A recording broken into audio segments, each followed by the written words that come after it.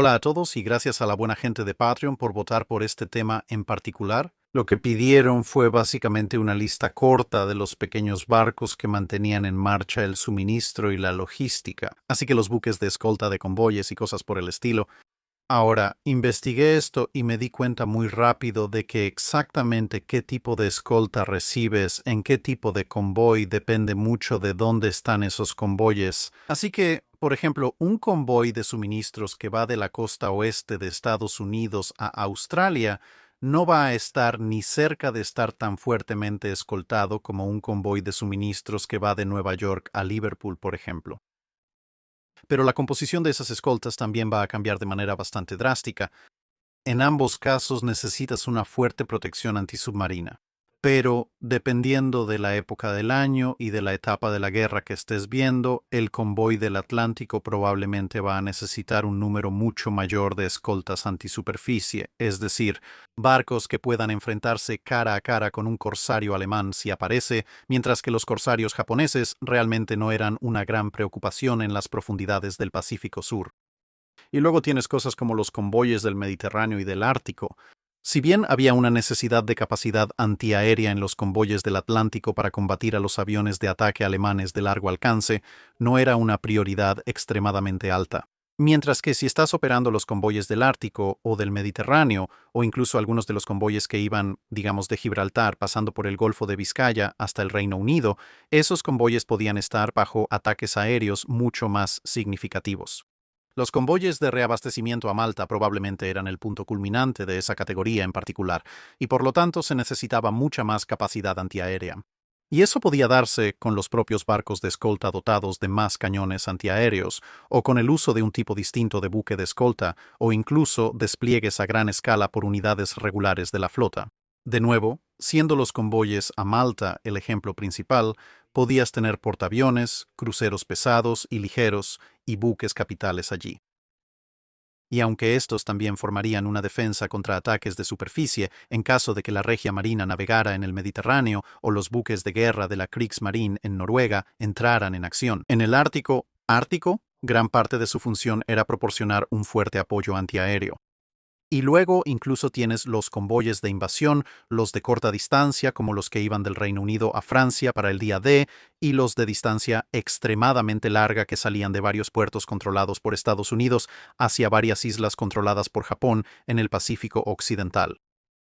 Pero como la pregunta era principalmente sobre los barcos más pequeños, decidí dos cosas. Primero, aparte de las conversiones de barcos mercantes y los portaaviones de escolta, vamos a dejar fuera todo lo que sea sustancialmente más grande que un destructor, porque los barcos pequeños son pequeños. Y en segundo lugar, nos vamos a enfocar principalmente en el tipo de barcos que podrías esperar ver en las rutas de convoyes del Atlántico y posiblemente del Ártico. Principalmente porque si intentas equilibrar el peligro, el tiempo de viaje y la cantidad de convoyes realizados, el Atlántico es, por supuesto, el crisol de la mayoría de las operaciones de convoyes y ciertamente de las más famosas. Pero el Ártico también recibe un poco de atención. Así que esto va a ser un vistazo a los barcos pequeños, principalmente de esos convoyes, pero también encontrarías varios de estos tipos de barcos, de hecho, la mayoría de estos tipos de barcos en otras rutas de convoyes también.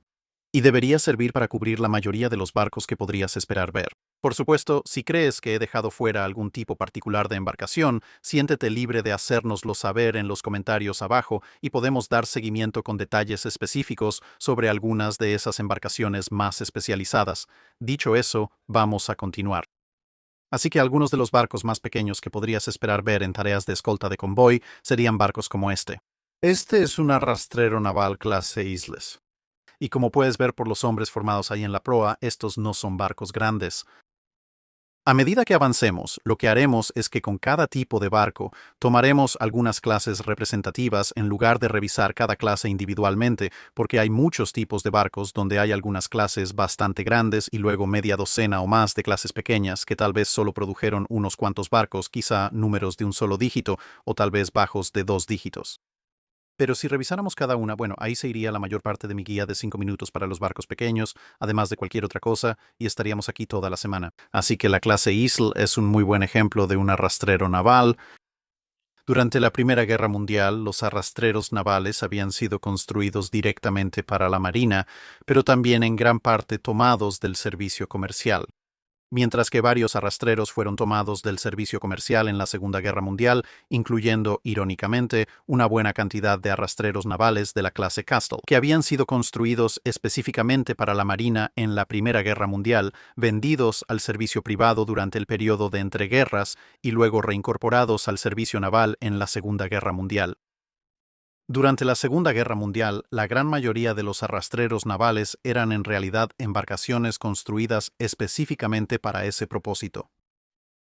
Y sinceramente no eran la primera opción de nadie para escoltas de convoyes.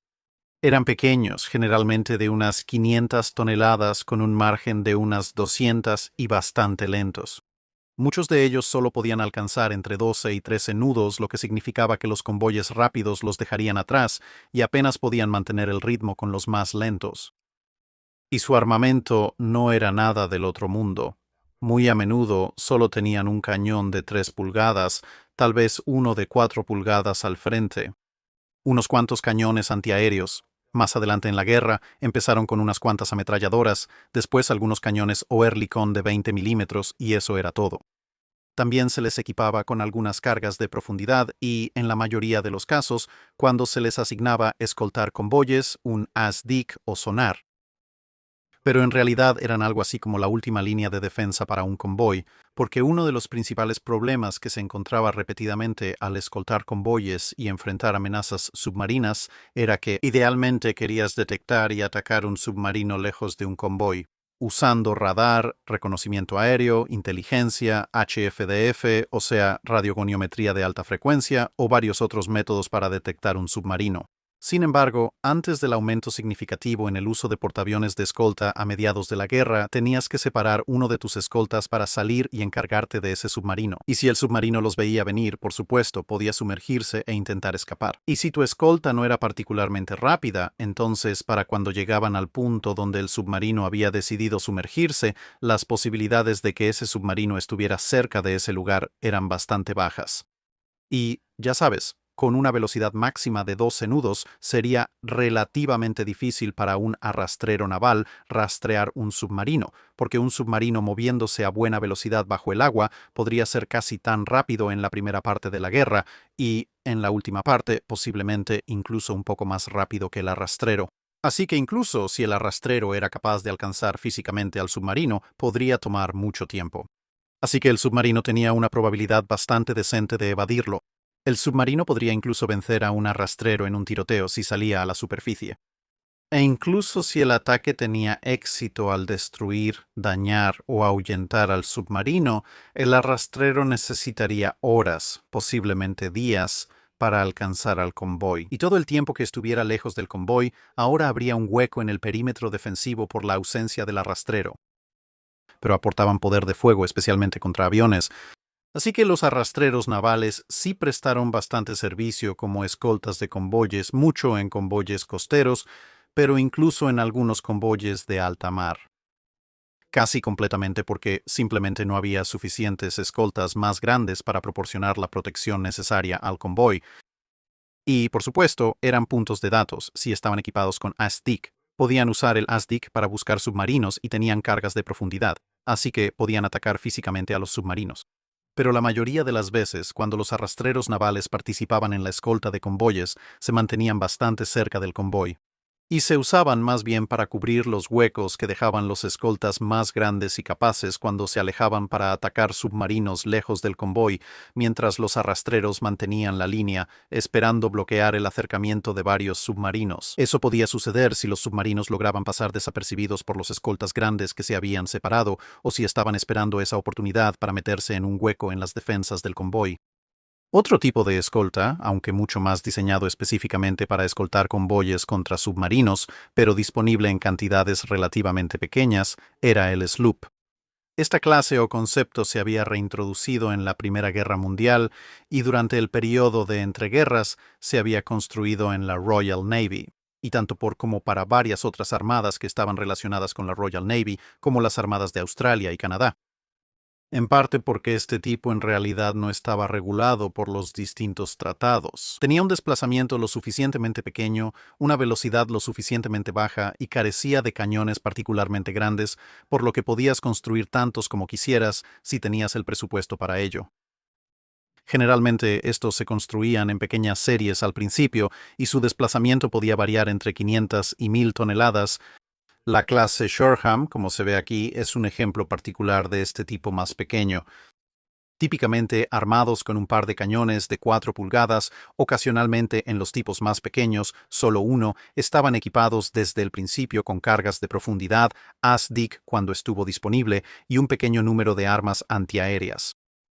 Los tipos más pequeños eran capaces de alcanzar unas 16 nudos, lo cual era mucho más rápido que los arrastreros. Pero a medida que avanzaban los años 30, el tipo Sloop recibió una mejora significativa con las clases Beaton, Egret y Black Swan. Y esta es una clase Beaton, en particular el HMS Stork. Y su velocidad aumentó a entre 18 y 20 nudos dependiendo de la clase exacta de Sloop en cuestión. Su poder de fuego aumentó sustancialmente. Aquí puedes ver cañones dobles de 4 pulgadas al frente.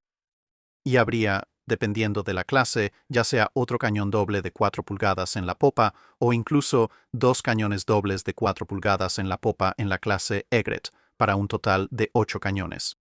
Al ser más grandes y rápidas, por supuesto, eran más aptas para la navegación, podían llevar más cargas de profundidad, tenían ASDIC instalado desde el principio, a diferencia de los arrastreros, que a menudo lo recibían como una adaptación de emergencia para que pudieran realizar tareas de escolta de convoyes.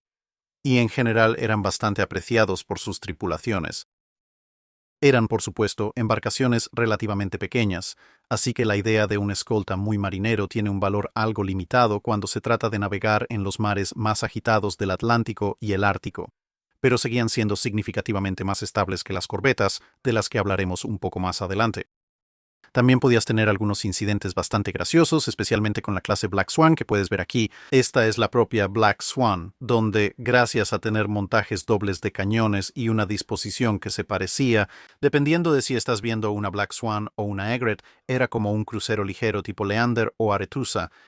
Cuando operaban en formación, especialmente si se manejaban de manera agresiva, los aviones de reconocimiento enemigos de largo alcance a veces podían confundirlos con cruceros o incluso con escuadrones completos de cruceros, lo cual tenía un efecto disuasorio no intencionado cuando se trataba de si los destructores alemanes saldrían o no a atacar convoyes que estaban cerca de sus bases en la bahía de Vizcaya. Los dos principales factores limitantes de las balandras eran que, aunque sí tenían una inspiración significativa de ciertas medidas de diseño al estilo de los barcos mercantes, seguían siendo en buena medida demasiado, construidas según los estándares navales y con un armamento relativamente pesado, lo que significaba que incluso con la clase Black Swan, construida en números razonablemente grandes para una clase de balandras, durante la guerra nunca hubo suficientes de ellas como para ser la fuerza principal de escolta de un convoy. Pero especialmente en la primera parte de la Segunda Guerra Mundial, a menudo eran de los mejores escoltas antisubmarinos disponibles. Y a medida que otros escoltas antisubmarinos estuvieron disponibles para los convoyes, verías que las balandras formaban el núcleo de los primeros. Se formaron grupos de caza, tanto para cazar directamente submarinos alemanes de manera completamente independiente de los convoyes, como para actuar esencialmente como fuerzas de refuerzo que aparecían y ayudaban a escoltar un convoy que ya tenía su propia escolta fija en las partes más peligrosas de los océanos. Luego se separaban y se iban a buscar otro convoy para ayudarlo por su cuenta. El capitán Johnny Walker, por supuesto, llevó a su segundo grupo de escolta o segundo grupo de apoyo en varias ocasiones contra los submarinos alemanes, logrando un gran éxito. Con una variedad de balandras, incluyendo por supuesto el extremadamente famoso buque insignia de su fuerza, el HMS Sterling, como se ve aquí. Pero como las balandras nunca estuvieron disponibles en la cantidad que los aliados hubieran querido, esto significó que los arrastreros no fueron los únicos barcos que realmente no estaban diseñados para escoltar convoyes y que fueron arrastrados a esa tarea. Conozcan a los minadores, en este caso el minador de la clase Halcyon, pero nuevamente hay disponibles varias otras clases de minadores.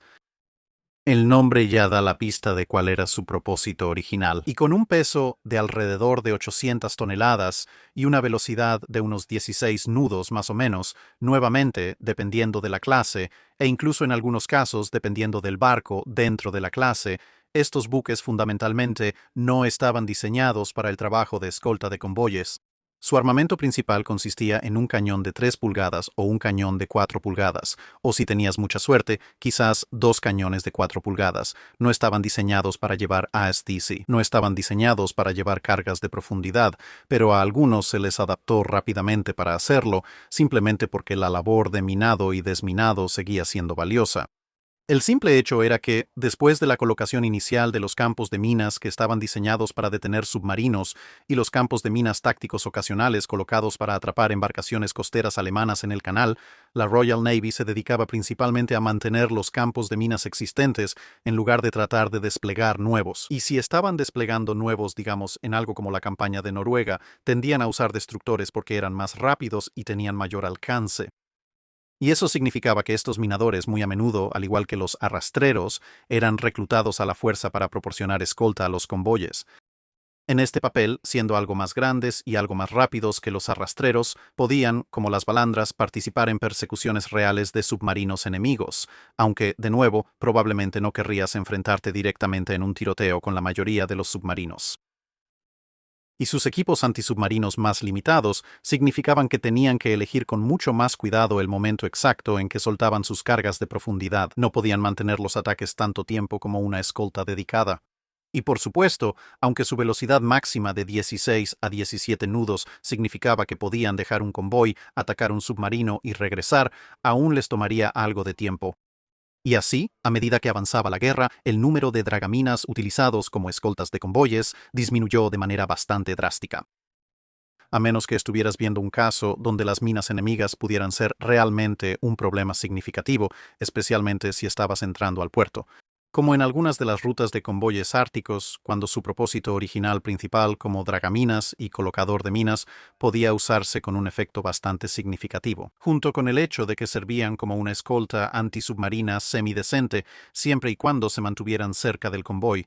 Y por supuesto, como con todos los barcos navales armados, proporcionaban al menos una cantidad mínima de fuego antiaéreo para intentar disuadir los ataques aéreos enemigos.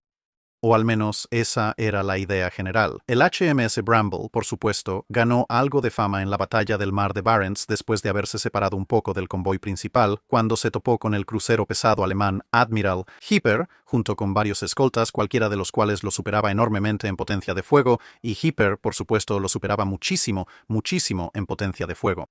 Pero siguiendo la noble tradición de la Royal Navy, el Bramble decidió que si iba a hundirse de todos modos, lo haría luchando y abrió fuego contra el Hipper, lo cual sorprendió mucho a los alemanes. Por supuesto, hundieron al Bramble en poco tiempo, pero fue una muestra de desafío que, como dije, ejemplificó los ideales de la Royal Navy, y de hecho, le dio al convoy una idea aproximada de dónde estaba el Hipper. Y eso nos lleva a la corbeta. Estas llegarían a convertirse en algunos de los escoltas antisubmarinos más conocidos, pero solo se ordenaron justo antes de que estallara la Segunda Guerra Mundial, siendo la gran mayoría de ellas de la clase Flower. El término corbeta fue rescatado porque no tenían una designación particular para estos buques dedicados a la guerra antisubmarina. Eran más grandes y un poco más rápidas que un arrastrero, con un desplazamiento de aproximadamente 920 a 1000 toneladas y una velocidad de unos 16 nudos, pero claramente no eran tan grandes, ni tan rápidas, ni tan fuertemente armadas como un sloop, que como ya hemos establecido, ya tenía varios cañones de 4 pulgadas. Mientras que las corbetas solían tener solo un cañón en la cubierta, luego un montón de cañones antiaéreos y una gran cantidad de cargas de profundidad en la parte trasera, aunque podían ser reacondicionadas con otras armas con el paso del tiempo. Pero el propósito de la corbeta era permitir que se construyeran grandes cantidades lo más rápido humanamente posible. El tamaño pequeño ayudaba con eso, pero también se construyeron en gran parte según los estándares de los barcos mercantes, basados en diseños existentes de barcos pesqueros y balleneros. Y eso significaba que los astilleros más pequeños que no podían construir destructores o que ni siquiera podían manejar sloops o las fragatas más grandes que se estaban diseñando al mismo tiempo, podían construir corbetas. Y así, una gran cantidad de corbetas entrarían en servicio. Ahora, la velocidad, como quizá hayas notado en algunos de los otros barcos que ya hemos visto, sería un pequeño talón de Aquiles para las corbetas.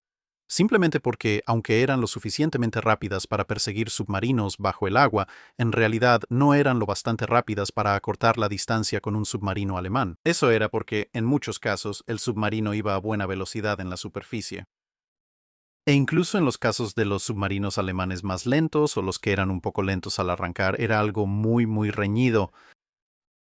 Y, por supuesto, si se alejaban del convoy, entonces quedaba un hueco en la cobertura de escolta del convoy. Y muchas tácticas de submarinos, ya fueran italianas, alemanas o el ocasional ataque de submarinos japoneses cuando había más de uno presente.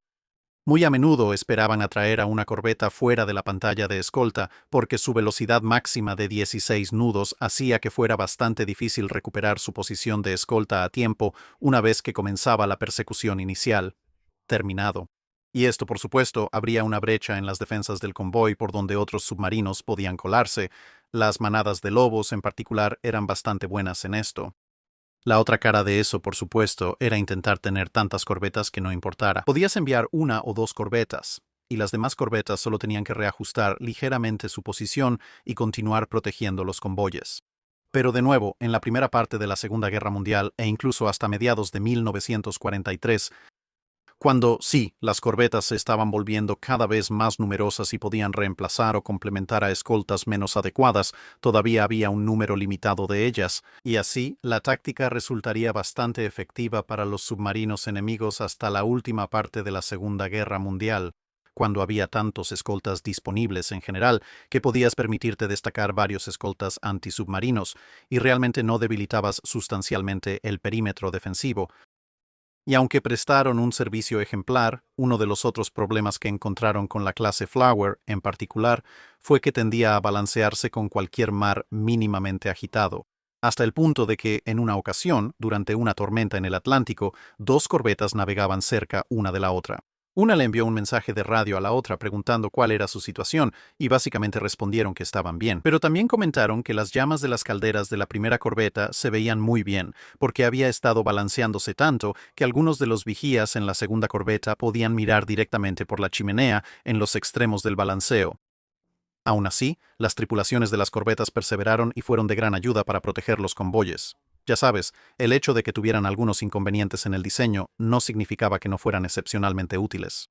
Pero con el tiempo quedó claro que, aunque las fragatas más nuevas, rápidas y mejor armadas, de las que hablaremos en un momento, iban a ser mejores escoltas antisubmarinos, el simple hecho era que algunos de los astilleros que podían producir corbetas también podían producir fragatas, pero algunos de ellos no podían.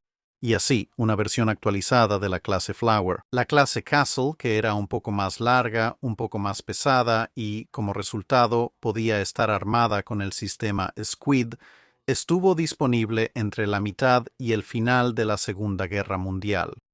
Estos barcos eran considerablemente más aptos para la navegación, un poco más rápidos, aunque no por mucho, pero su principal característica era la capacidad de usar el mortero antisubmarino Squid. Muchas de la clase Flor ya tenían el sistema Hedgehog añadido o habían sustituido uno de sus otros sistemas de armas por él. Pero el Hedgehog, aunque era excelente porque les daba la capacidad de atacar hacia adelante, tenía una gran limitación, y era que cada una de las cargas era lo suficientemente pequeña como para que tuvieras que lograr un impacto directo en un submarino. Y a veces, incluso un golpe directo no necesariamente inutilizaba o destruía el submarino si golpeaba un extremo, la torre de mando o algo así. Mientras que el sistema Squid podía lanzar una carga de profundidad de tamaño completo, o de hecho 3, por delante de un barco. Y por supuesto, una carga de profundidad no necesitaba un golpe directo para causar daño, potencialmente daño fatal, y un golpe directo definitivamente causaría daño fatal. El problema era que el sistema Squid era más grande y pesado que el Hedgehog, y por lo tanto la clase Flower no podía llevarlo, pero el castillo de proa ampliado de la clase Castle significaba que sí podían. El siguiente en tamaño era la fragata, que estuvo en desarrollo desde el principio de la Segunda Guerra Mundial, pero que en realidad solo entraría en servicio a mediados de la Segunda Guerra Mundial. Y esto comenzó con la clase River. Originalmente iban a llamarse corbetas de doble hélice, eran un poco más grandes y considerablemente más rápidas que la clase Flower, con la clase River alcanzando una velocidad máxima de aproximadamente 20 nudos y un desplazamiento de poco menos de 1.400 toneladas, La velocidad variaba dependiendo exactamente de qué planta de propulsión se instalara y fueron aumentando a partir de ahí. Eran considerablemente más aptos para la navegación que una corbeta y también estaban mucho más armados, ya que tenían cañones de 4 pulgadas en lugar de solo uno, en un par de montajes dobles, uno a proa y otro a popa. Y estos cañones dobles de 4 pulgadas generalmente eran totalmente capaces de funcionar como antiaéreos, mientras que muchos de los cañones individuales de 4 pulgadas en las corbetas simplemente no tenían capacidad antiaérea, porque no podían elevarse lo suficiente, o solo eran teóricamente antiaéreos porque se apuntaban completamente de manera manual. Al ser más grandes, también había una batería antiaérea de pequeño calibre significativamente mayor. Desde 10 o más montajes de 20 milímetros, algunas fragatas posteriores incluso tendrían montajes de 40 milímetros. Venían con lanzadores Hedgehog orientados hacia proa de serie, así como una batería significativa de cargas de profundidad y lanzadores de cargas de profundidad, además de rieles. Así como el aumento en el armamento de cañones, lo que los hacía más adecuados para el trabajo de escolta de convoyes, más cerca de donde la aviación del eje todavía seguía siendo un problema. El aumento en el número de cargas de profundidad, combinado con el Hedgehog incorporado desde el principio, los hizo mucho más efectivos como buques de guerra antisubmarina.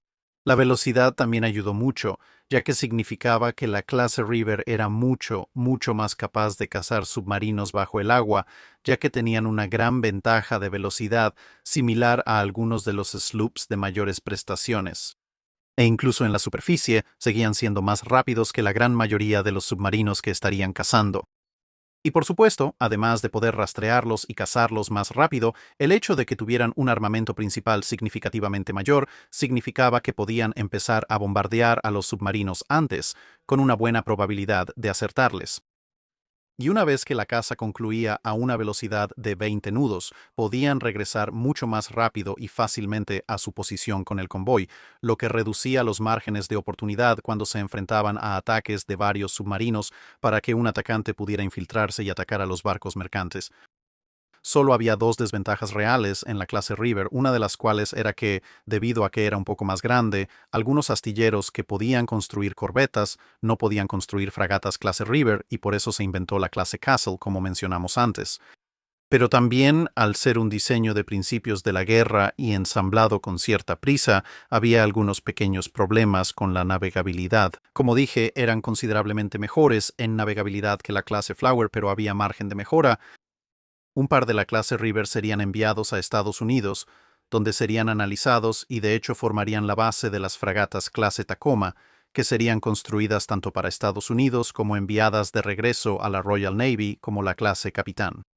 Estos barcos eran un poco más grandes que la clase River, aproximadamente la misma velocidad, pero tenían un armamento principal muy diferente usando el cañón estadounidense de 3 pulgadas en lugar del británico doble de 4 pulgadas.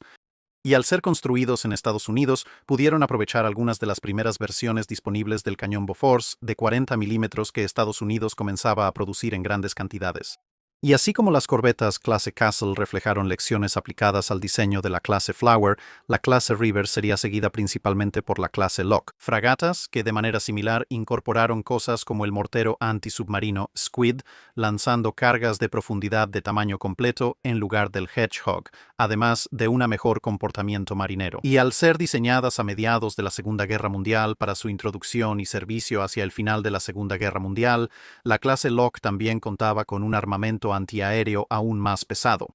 Aunque podrías pensar que fue un retroceso, cuando ves inicialmente fotos de una clase Locke y te das cuenta de que solo hay un cañón de 4 pulgadas en la parte delantera, un poco como una corbeta clase Flower en lugar de las dos monturas dobles de 4 pulgadas en una clase River, pero esto se compensó con un aumento considerable en la potencia de fuego antiaérea ligera y media, así como por supuesto la introducción del Squid, que estaba en forma de 2 lanzadores triples separados en una fragata en lugar de un solo lanzador en una corbeta.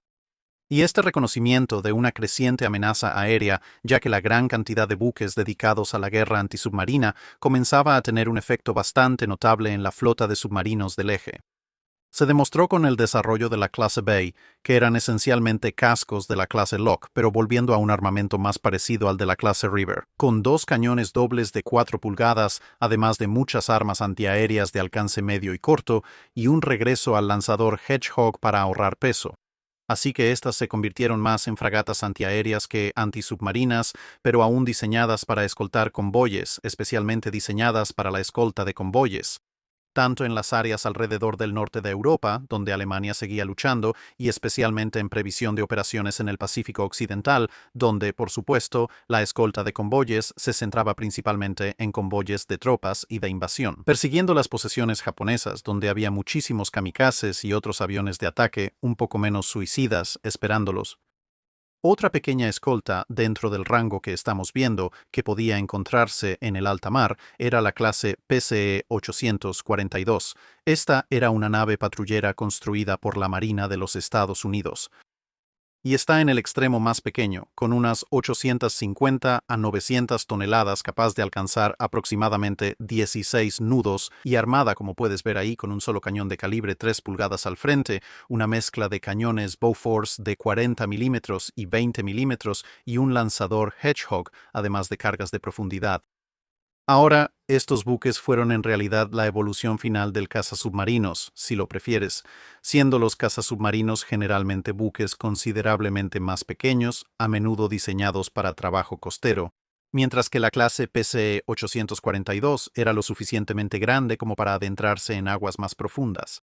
Algunos serían transferidos a la Royal Navy, otros serían conservados por la Marina de los Estados Unidos. Y como habrás deducido de las diversas estadísticas de los otros barcos que hemos estado considerando, no eran el escolta ideal de larga distancia para alta mar. Estaban más o menos a media tabla, tirando a la parte baja. En cuanto a velocidad, obviamente tienen más o menos la misma velocidad, quizá una fracción más lentos que una corbeta, solo un poco más pequeños y, como resultado, ligeramente inferiores. Fuertemente armados para el trabajo antisubmarino, pero aún eran útiles, y aparecían bastante en escoltas de convoyes a mediados de la guerra, aunque al final de la guerra habían sido reemplazados por buques más grandes y capaces. Y la última clase de escolta de convoyes de alta mar de la que no hablaremos hoy es el destructor escolta clase Hunt. Esto es distinto del tipo destructor de escolta estadounidense, ya que ambos fueron construidos en Gran Bretaña y diseñados para propósitos ligeramente diferentes, aunque ambos en general tenían una misión similar.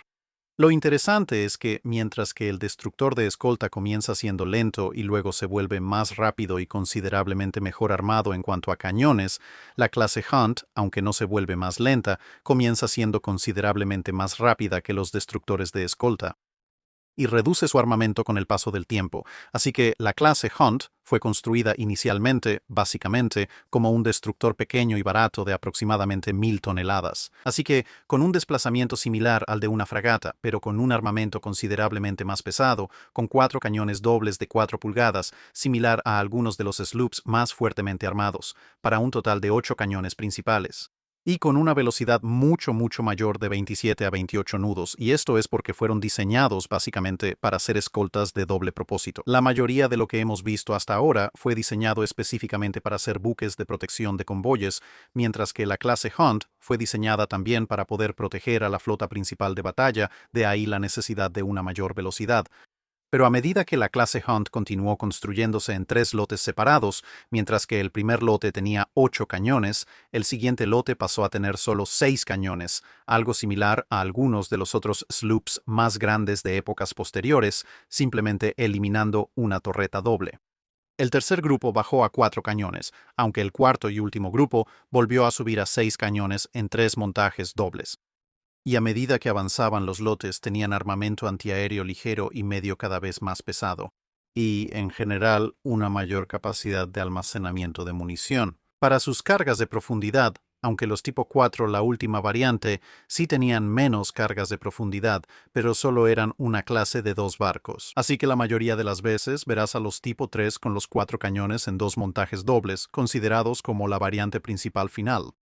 A diferencia de la mayoría de los escoltas antisubmarinos construidos a mitad de la guerra, en realidad generalmente carecían de lanzadores Hedgehog. En parte porque dependían de su aumento significativo de velocidad en comparación con la mayoría de los escoltas. Como dijimos, podían alcanzar entre 27 y 28 nudos en un buen día, y algunas de las variantes posteriores quizá bajaban a 25 o 26 nudos. Cuando estaban completamente cargados, podían salir rápidamente, perseguir y alcanzar submarinos U de una manera mucho más rápida y eficiente que los escoltas más lentos. y por lo tanto podían arreglárselas con las cargas de profundidad porque podían confiar fácilmente en pasar por encima de sus objetivos en lugar de tener que perseguirlos desde atrás. Estos en realidad se construyeron relativamente temprano, pero curiosamente no se lanzaron de inmediato al trabajo de escolta de convoyes antisubmarinos de manera generalizada. Esto fue en parte debido a su velocidad, que les permitía operar con la flota, y a los niveles bastante catastróficos de pérdidas de destructores de la flota y barcos que, aunque no quedaban fuera de combate, necesitaban un reacondicionamiento en la primera parte de la guerra. Un buen número de ellos fueron enviados directamente a la línea del frente, o podrías considerar que algunas de sus tareas eran casi deberes de primera línea. Así que, por ejemplo, en el Mediterráneo, aunque la clase Hunt no necesariamente acompañaba a la flota mediterránea de Cunningham en todas sus muchas aventuras, ocasionalmente podías encontrarlos allí, y definitivamente podías encontrarlos, escoltando los convoyes del Mediterráneo que iban a Malta, lo cual era una tarea que usualmente realizaban elementos importantes de la flota, y por supuesto la clase Hunt tenía la velocidad para seguirles el paso, de ahí su uso. Así que su gran capacidad significaba que solo cuando los destructores de flotilla de emergencia en tiempos de guerra y otras embarcaciones similares pudieran empezar a entrar en acción, es cuando empiezas a ver una proporción cada vez mayor de la clase Hunt trabajando en convoyes, en lugar de operar parcialmente en convoyes y parcialmente en tareas de flota. Su velocidad también los hizo muy populares para varios grupos dedicados a la caza de submarinos a medida que avanzaba la guerra. Y aunque eso nos lleva al final de los principales tipos de pequeñas embarcaciones de aguas profundas, buques escolta antisubmarinos de convoy, que para este video son esencialmente barcos que realmente pueden cruzar el Atlántico o llegar hasta Murmansk, etc. Y que generalmente desplazaban hasta unas 1.200 toneladas o eran buques dedicados a la guerra antisubmarina. Esto significa que hay algunos barcos que no hemos mencionado, aunque muchos de ellos ya se han cubierto en otros videos del canal, que yo clasificaría como una especie de buque escolta de tamaño medio o de uso mixto. Y eso incluirá cosas como puedes ver aquí, los destructores escolta que construyó Estados Unidos porque eran algo más grandes. Y también como la clase Hunt pasaron bastante tiempo escoltando unidades de la flota, tanto como escoltando convoyes, pero definitivamente también realizaron escolta de convoyes. También tienes destructores más antiguos en el rango de 1.300 a 1.400 toneladas más o menos, que fueron utilizados para escoltar convoyes simplemente porque no había una mejor alternativa. Así que estos podían ser tanto destructores británicos de la Primera Guerra Mundial como destructores inmediatamente posteriores a la Primera Guerra Mundial, así como, por supuesto, la famosa clase Town, también conocida como los de 4 chimeneas. Y, por supuesto, también están los buques de escolta de convoyes mucho más grandes y dedicados, como los mercantes armados con catapulta, los portaaviones mercantes, los propios portaaviones de escolta, los cruceros mercantes armados, que a veces se usaban en estos roles, y los buques mercantes antiaéreos. Algo de lo que mucha gente realmente nunca ha oído hablar, pero que en realidad es bastante interesante. Y, por supuesto, los barcos de rescate de convoyes. Así que si en algún momento quieren que haga un video de continuación que hable sobre estos buques de escolta de convoyes de tamaño mediano y grande y buques que tenían un uso dual considerablemente mayor, entonces, bueno, puedo considerar hacerlo más adelante este año. Pero por ahora, espero que esta guía rápida sobre los pequeños barcos que mantuvieron abiertas las líneas de suministro en las principales batallas de convoyes de la Segunda Guerra Mundial les haya sido útil. Y nos vemos de nuevo en otro video muy pronto. Eso es todo por este video. Gracias por verlo. Si tienes algún comentario o sugerencia sobre un barco para revisar, háznoslo saber en los comentarios abajo. No olvides comentar en la publicación fijada para las preguntas de Dique Seco.